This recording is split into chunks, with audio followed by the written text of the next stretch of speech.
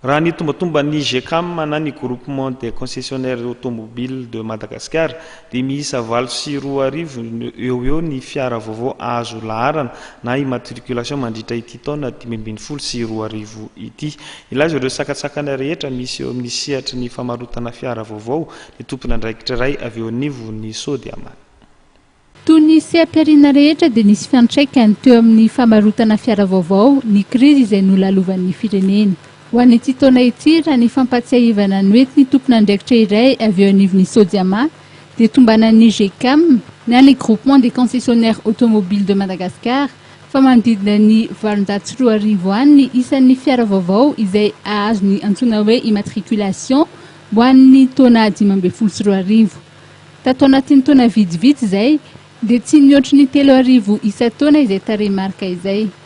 Antony maro no mahatonga izany fa anisan'ny nosingan'ny manokana ny tsenan'ny fiara antsoina hoe occasion izay mahazo vahana tokoa ary efatra voeny no ny tsenan'ny fiara vaovao ny lanjany. L'ensemble des barrières qui freinent le développement de notre secteur s'accumulent. Ainsi, un marché de l'occasion entièrement dérégulé, 4 fois plus important que le marché du neuf, ne pousse pas au renouvellement du parc actuel qui est bien trop vétuste.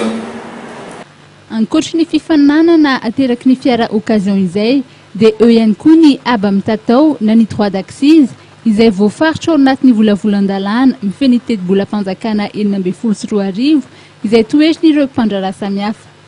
Raha toa ka lany ny fepetra mikasika ny droit d'accise izay dia mety ho tafakatra hatrany amin'ny 15 isan-jato ny vidin'ny fiara vaovao raha ny voalazan'ity tompona andraikitra ity. Pour l'instant, c'est qu'un projet de loi. C'est le projet de loi dont tout le monde parle en ce moment, c'est celui des droits d'assises. Le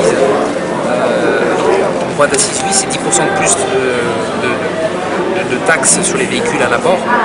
Ce qui va se passer quand ces droits d'assises vont être validés, c'est que le prix des véhicules, pour des droits d'assises de 10%, le prix des véhicules va augmenter de moins de 15% au moins. Vaolana arosony ny fifehezana ny fitobaky ny fiara occasion sy ny fampianana ny aba ho an'ny fiara vaovao.